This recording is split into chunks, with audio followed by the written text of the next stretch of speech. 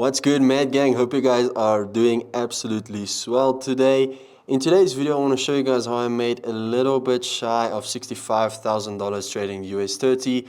And I must say I'm a little bit pissed at myself because I was up at 80,000. I held the trade and then it reversed against me. So, maybe I'm ungrateful. It is what it is, but a little bit taking you guys back. I want to be honest with you, this trade really hit home for me because the day when I really started taking trading seriously is when Q Banks, when he posted his big trading day. And yeah, man, this thing just hits home. I can tell you guys about it, but you guys will not be able to understand and resonate with me. When I saw Q Banks post his, I think $176,000 big day of US30, I'm in no competition with anybody whatsoever. I just want to put that out there. But when I saw that, that was when I really the fire really started to ignite inside of me. And I told myself, no ways, I won't ever be able to do that. And I've had bigger days than I made on US30 yesterday. That's no doubt. But yesterday, trading US30 like that, catching the move exactly like I called it, really man, I don't know what to tell you guys. It really just struck home with me. But without further ado, without me getting too emotional, let's get into the charts and let's break it down for a second. First things first, I want to show the proof. As we all know, without the proof, my words just fall on deaf ears. So close positions. Here at the bottom, you can see US30 of $64,000 closed down at pretty much where I wanted to. As I said, I was anticipating a much bigger trade, but that's me sounding a little bit ungrateful, and I don't want to do that. But I was following my rules to the T, and I'm pretty happy with the outcome. Let's get into the chart so that you guys can learn why I took this trade. So first things first, I want to point out that we were in a false break reversal day 2 scenario. So a false break reversal is the weekly high, weekly low. We broke above and then we came back down. That signals a bearish trend. So we had a false break reversal day 1 being signaled. And then on day 2, we had a false break reversal day 2. If you guys backtrack to my gold trading day, this is exactly the same pattern. We have the Asia session high being formed, right? We have London session hitting that high, not closing above, coming back down impulsively. Then we're stuck inside of this range, okay? We're stuck inside of this range from Asia session. And I didn't think anything of it at that time. It wasn't a confluencing factor for me. It was just interesting to see. And then by the time we nicked this trade up, when I saw this big bullish engulfing candle, I was like, oh boy, this trade is going to run too far away from me. So let's start on the daily time frame before we get into the actual entry. On the daily time frame, you guys can see that we pretty much gapped up. So we have a bullish engulfing candle, bullish, and then we have our red setup day. This red setup day was not too convincing to me because let's just draw this low right here. It was the 24th of July. So let's go to a 15-minute on 24th of July. I really love to show this to you guys. We did not break below the low on the 24th of July. So this was an inside day. So then there's no coincidence that the market broke back above on the following day. We even broke below Asia session. So of course people would think, man, this thing is gonna drop because it's our red setup day. It did not play out because we did not break a high or a low. But my focus was at the previous weekly high. Now we gapped up. That's important.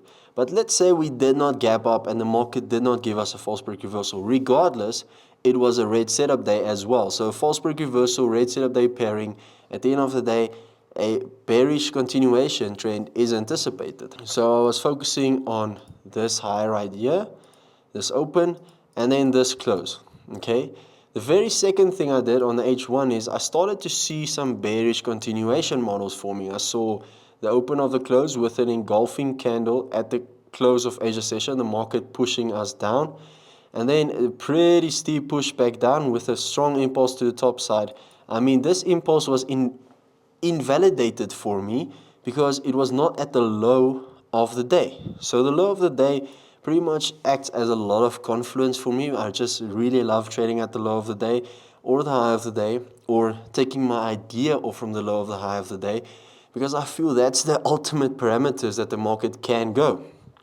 So I saw that not happening. We get a second leg pushing the market back down and then ultimately pushing back up into the close of the day. I'm not really fazed by anything of that. That's just market context. But where I got really interested into this trade with a false break reversal day 2 is the market just pointing out that it was consolidating during Asia session.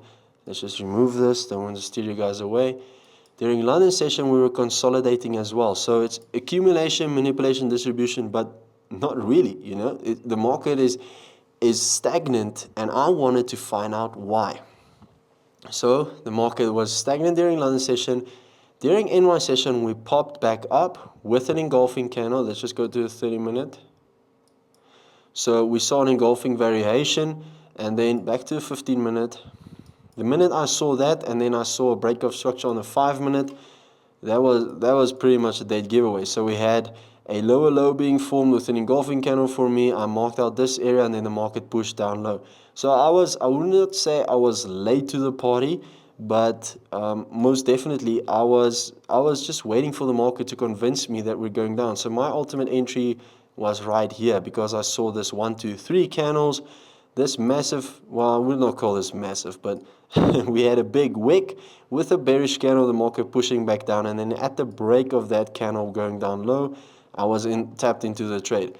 Now, we did have some fundamentals being released. The only way I managed that with my risk management was I was pretty stingy, man. I was keeping my finger on the trigger the whole time. I was watching the fundamentals being released, because I don't really like trading during fundamental events. But I really just saw this false break reversal day 2 being too good to pass on, and we had a test of the London session high. We had another test of the Asia session high during NY session. Let me mark this out for you. So Asia session high, London session high, which created an exhaustion zone, and then ultimately the other test. And then which really gave it away for me is the fact that we tested at the equilibrium. Look at this equilibrium. So the equilibrium, as mentioned, is from the high to the low. Equilibrium drawn right over here. Let me just mark it out. Okay. And then ultimately we had one test, did not touch the equilibrium. Second test touched the equilibrium. So at the third test, with the equilibrium touch, with the exhaustion zone, a dead giveaway, man. Ultimately, massive dead giveaway. Now, where did I exit? So ultimately, I wanted to exit at the low of the week, which was a pretty far fetch, I've got to be honest, but I'm only human. Don't hate me, I'm only human. I was waiting for the break of any exhaustion zone. So first exhaustion zone up for grabs was this one right here. We only merely tested it, but we did not break this high. We did not break above this high. So that was equal highs before the market ultimately pushed back down. So I then exited at the close of this exhaustion area right here. When it pushed back up and it hit the opposite side of the exhaustion area, that's when I called it quits.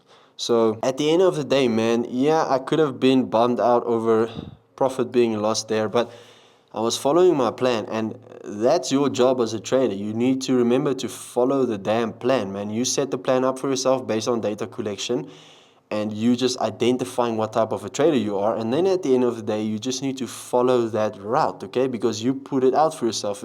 If you make money today, which you did not follow the plan with, you're inevitably gonna lack some confidence because you're feeling like you were lucky, or tomorrow you will break your rules again because it worked for you the previous day, and then you're going to end up losing, and then you're going to say trading is a scam or trading doesn't work. And that's the number one reason why a lot of traders fail.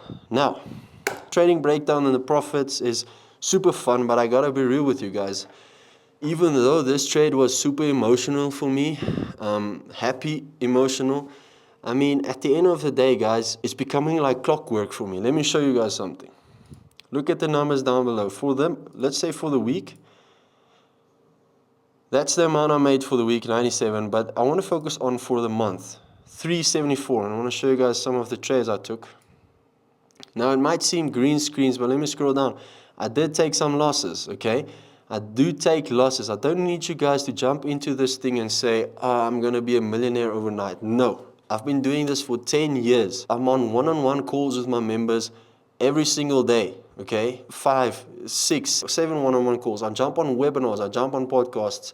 I live, I eat, I breathe trading. So what do you expect is going to happen at the end of the day? What do you guys expect is going to happen to someone who dedicates every single day, every minute he breathes, he dedicates it into trading? When I'm driving, bro, I think of the charts. When I'm sleeping, I dream of the charts. When I'm talking with friends, I automatically generate the discussion towards the chart. So what do you guys expect? I'm not fazed by the numbers anymore. I'm fazed by not being right either. I'm fazed by following my rules and creating a better future. I want to change this damn industry, man. But how am I going to do that? I'm going to do that by one person at a time. So folks, if you learn something from this video, if you gather any little bit of motivation from this video, let me know in the comment section, because I'd love to know that I have an impact on you. I love to know that I have an impact on the industry, because that's my goal, man. I'm going to keep doing what I'm doing. I love this, man. I breathe and live for this. There's literally nobody, nothing that's going to stop me from doing this. Okay, and I need you guys with the same attitude. Let's start the mad movement, guys. I know you guys can do this. I have massive love for you guys. Thank you so much for the support. I hope you guys learned something, and I'll catch you guys in the next one.